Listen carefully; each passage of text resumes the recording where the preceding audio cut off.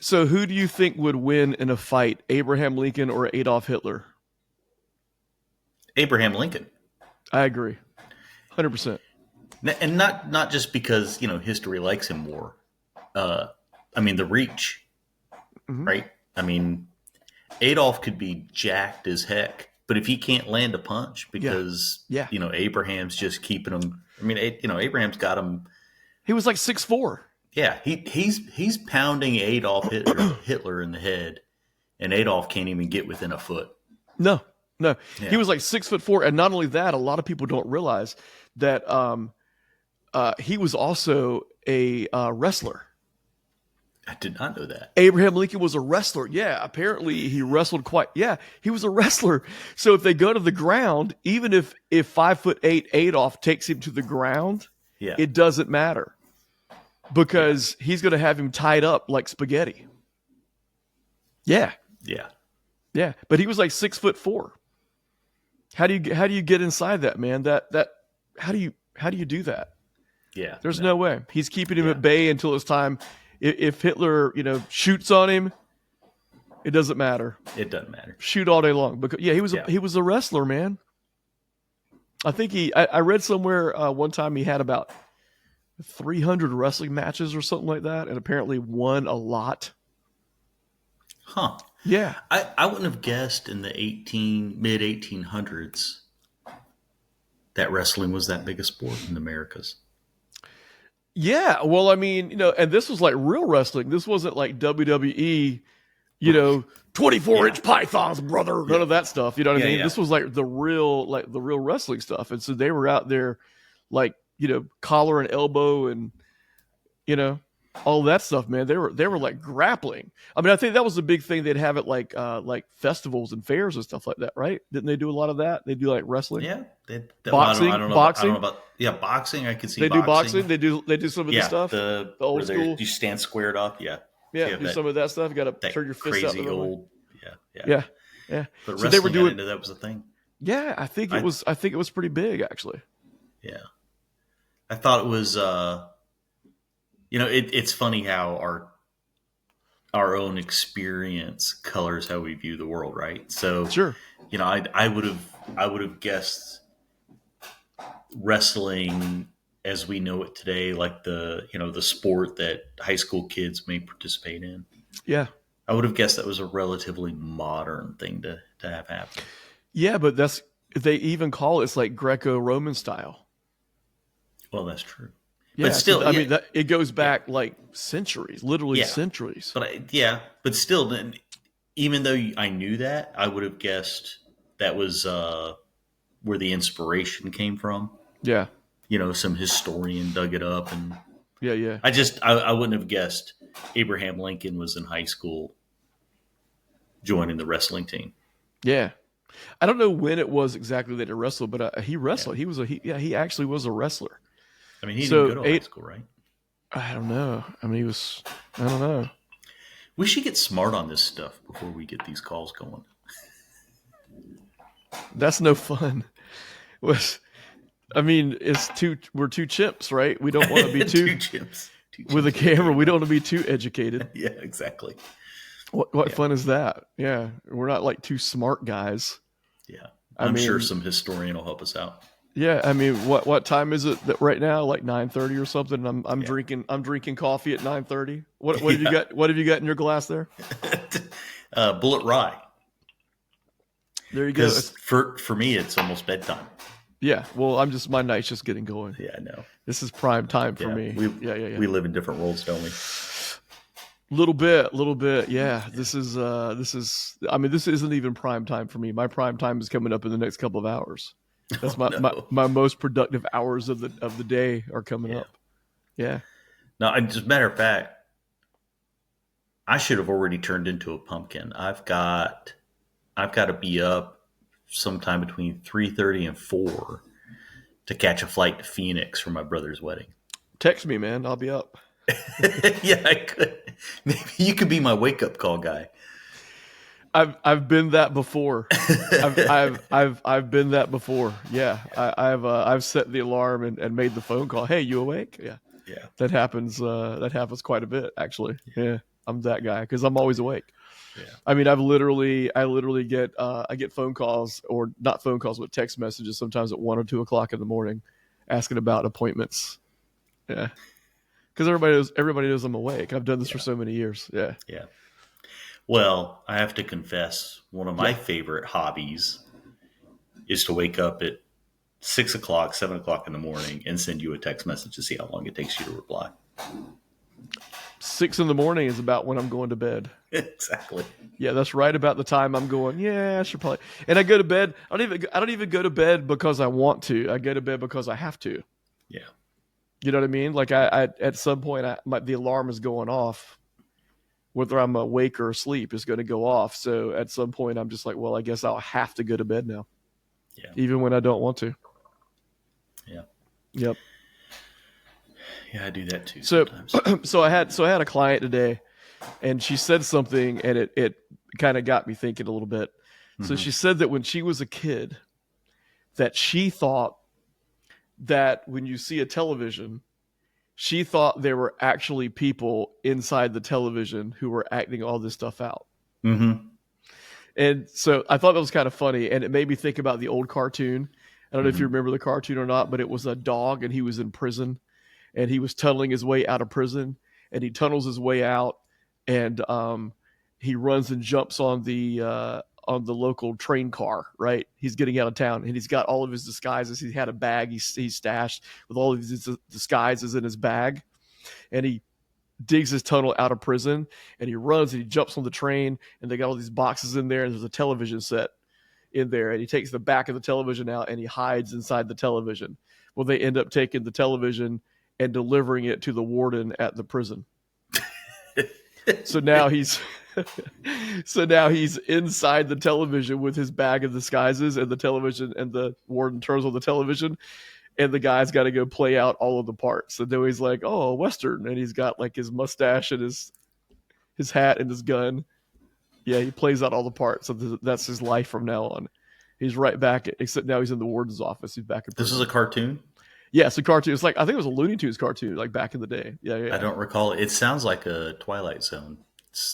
It does, but this is like a little kid's cartoon. I remember from when I was a kid, but my client was telling me that about how she used to think that there was actually someone inside the television playing out all these parts, and it made me think. So, is there something like from your childhood that you used to think was true, and now you realize is not true? Like, it's something you got to kind of think about, because you probably don't even realize when that flipped. Yeah. Do you know what I mean? Like, when did that flip? So the thing for me, the first one that comes to mind for me is, how many times were you told this? I was told this all the time when I was a kid. How many times were you told to turn off the light in the car because you'll get a ticket? Oh, yeah. Yeah, not true. That's not illegal? I don't think so. No, I live in fear of that today. right. I remember being a teenager driving down the road, go, oh, let me turn the light out. Yeah. Not so much. Not so true. Think about all the people who would get tickets because their phone is on in the car, just lit up the whole car. Yeah, it's crazy. And then you think about all the sitcoms where they're in the car driving at night and the dash is like lit up. They're all lit up, and they'd all get tickets. Everybody gets a ticket. I don't know if this is the same thing, but you remember it was real late one night. We were up late in your basement watching Misery. Okay. Right? And Kathy Bates, is that the actress? Yes. So at the end of the movie, spoiler alert. Yeah. Kathy Bates dies. Okay.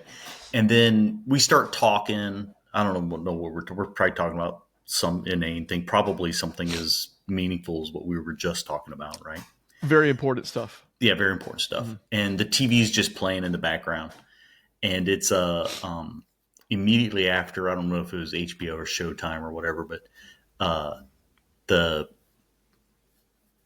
they start doing like a behind the scenes or the filming of, right, Misery. And so, the director gets to talk and a couple of the actors get to talk and everything. And you and I are just chit-chatting away and not even thinking about it. I don't know if teenage boys chit-chat, but if they do, that's what we're doing. So we're talking. And then they interview Kathy Bates, and you and I both freaked out. Like, whoa, what is she doing? She's supposed to be dead. Do you remember that? Like, it totally got you. us. No, it was both of us, out. you son of a because gun. you told me, I remember you telling me years later, I remember you saying to me, you were like, every time I see her, she scares the crap out of me every time I see her. And I was like, it was all you, man. Look, you were chit-chatting because you're a girl. Okay.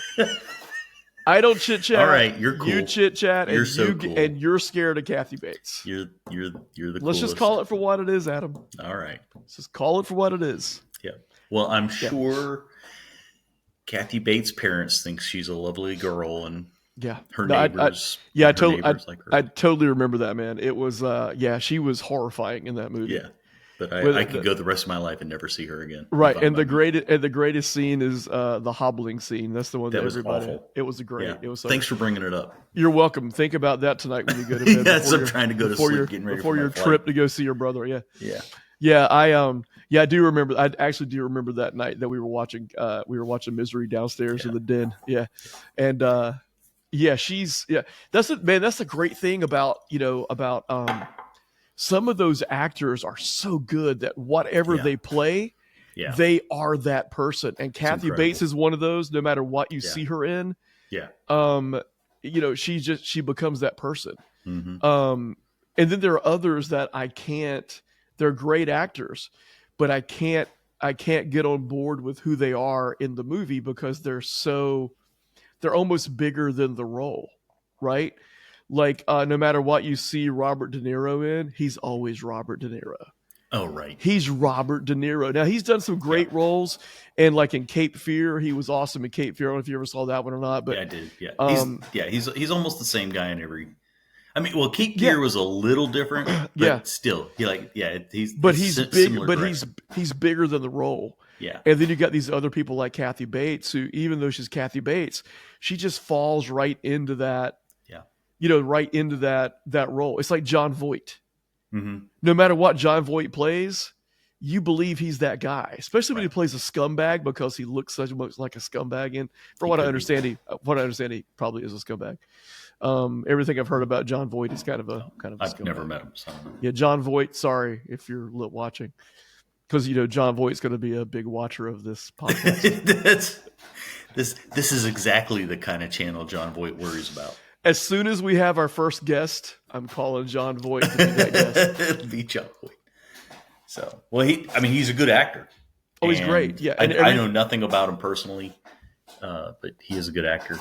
Danny McBride plays the same guy in everything. Oh yeah, he's absolutely he's the same guy. But he's so awesome. Yes, he's so awesome. I just finished watching Righteous Gemstones last week. Oh, this is so fun. Me too. I binged it. In 2 days, I think. Oh, it's so good, man. Yeah, I watched when the first season came out. I watched the each season like as they came out. Like I had to wait. The last couple seasons, I was able to binge until the last season. I had to wait each week for it to come out. But yeah, Danny McBride's so awesome. Actually, I met him one time. Oh yeah, yeah, I met him down in Wilmington. Actually, it was when they were filming. Eastbound and Down. Mm-hmm. But they weren't filming because they shot a lot of that in Wilmington, but they were filming down in Myrtle Beach. It was that season. Mm-hmm. So it was the one where the Myrtle Beach season was the third season. That was the season after they had been in Mexico of Eastbound and Down. So in Mexico, I don't remember his name, but the actor who played Pedro in Napoleon Dynamite, he was in season 2 in Mexico. And then in season 3, they're filming in Myrtle Beach. But they were having this party at some club down in Wilmington, and he was there along with Ben Best, who played Clegg in the first season, and Pedro from Napoleon Dynamite, who was in season 2. They were all there, and Pedro was DJing that night, and so I actually got to meet him, and I think Ben Best was trying to score some cocaine off me. Yeah, he totally was. Yeah, he came to the wrong guy for that. I was going to say, what made him think? What made him think you were the guy? Well, I mean, there, buddy. Right there. There are plenty of people with long hair on the planet who aren't Well, cocaine dealers. not at but probably not at that party in a college town, a college party in a. Yeah. But yeah, he came up. He's like, "Oh, so what's up, man? Yeah, good to meet you." I'm like, "Yeah, nice to meet you too, man." He's like, "Yeah, so yeah, man. So where's the party?" Like, I don't know, dude. I'm just down. I'm just down for the night, man. Hanging out with my cousin. And he's like, "Oh, cool, yeah. So you don't know where the party is?" And I'm like, "Dude, I have nothing for you." That's funny. Yeah, but I spoke to Danny McBride for like 2 sentences. He was nice and shook hands, and that was about all it was. But yeah, but Pedro was up there spinning, DJing. I've seen interviews with Danny McBride, and almost not quite as dramatic as Kathy Bates after Misery giving some interview, right? That wasn't as shocking. Yeah. But it is a little, because he always plays that same character. Yeah. And then to see him just be himself in an interview. Yeah. It's almost like, wait, this seems like a really nice, level-headed, logical thinking guy. Well, I think he was kind of a nerd in high school. Like not like nerdy, not like horrible, but yeah, he was like into like theater and stuff like that. So he wasn't a jock. He didn't play a lot of sports and stuff like that. I think he was kind of a nerdy guy from what I understand. Yeah. And so it's almost like, when he plays these roles, he's almost like playing the dumbass from high school. Mm-hmm. You know what I mean? Like he's almost that guy. Like he wasn't that guy in high school, and now he's that guy on screen. Oh, that's interesting. It's like that. Yeah. But yeah, Danny McBride's awesome, man. He Righteous Gemstones, man, he kills me with the Conway Twitty sideburns. It is so funny. That was a great series. Did you watch Vice Principals? I have not. I've seen a couple of episodes. It's good. And I've seen a couple of episodes of Eastbound and Down, but that's the best one. For whatever reason, I haven't gotten into those like I did Gemstones. Eastbound and Down is actually the best one. Okay. It's so good, man. Yeah, I've seen the first season probably 6 times. Yeah. It's just so, it's so, I mean, the whole series is great, but that first season is just awesome, man. It's like golden. Yeah, they filmed that down in Wilmington. Yeah. Yeah, Wilmington's quite the film-friendly town, isn't it? It used to be. It used to be back in the day. It really, really was. They still shoot some stuff down there. But yeah, back in the day, man, that was the place. Had like the De La Renta Studios down there. That was awesome, man. I think it ended up being like some there were like some tax benefits at the time that kind of maybe went away at some point, and so I think they don't shoot down there quite as much. But yeah, One Tree Hill, Dawson's Creek, all that stuff was shot down there. Some movies, about 80s movies, Silver Bullet with Corey Haim and Gary Busey. That one was filmed down there. Trick or Treat. You remember Trick or Treat? Nope. That was Skippy from what was the Family Ties? Mm-hmm. Skippy was in that, and it had the Sammy Kerr was the rock star who had died, and he was a big Sammy Kerr fan, heavy metal fan, and Sammy Kerr died, and so he left this one record behind that they were going to play on Halloween, and basically Sammy Kerr came back to life and like started killing everybody. It was pretty great. Oh, Gene Simmons was in it. Ozzy had a tiny role in it. Yeah. Nope, that doesn't sound like me. Yep. It's pretty good. I mean, it's pretty good. I don't like horror movies. It's pretty good by 80s standards. You watch it today and you're like, oh, the effects are cheesy, but the movie's actually kind of cool. Okay. So there's a lot of those movies back then. Yeah. No, but they're still great. I'm not a horror movie person. So. That's I don't get it, man. I'm surprised I was watching Misery, honestly. Well, you were at my house, so yeah. And it was probably 1:00 in the morning. Oh, I'm sure it was later. I'm sure there was some sleep deprivation. As there usually is when we get together in real life. There's